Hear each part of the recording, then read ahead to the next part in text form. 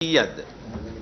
කෝටි 1.5කුත් වියදම් කරලා තරුණ සේවා සභාව කියනවා නම් අපි කරේ කෑල්ලයි කියලා. මට හිතෙන්නේ ඒක මම පිළිගන්න ඕන කියලා. මොකද මේ වගේ වැඩසටහන් අපිත් කරලා තියෙනවනේ. දේශපාලන වැඩසටහනක් විදියට ගත්තොත්.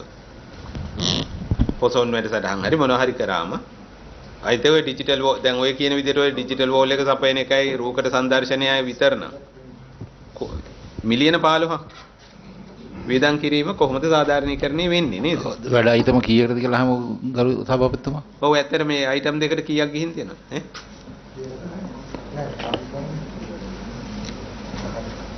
දහඩ සන්නේට ගිලා තියෙනවා 1.075 මිලියන්. තොරණ ඉදිකිරීමට 8.802 800 මිලියන්.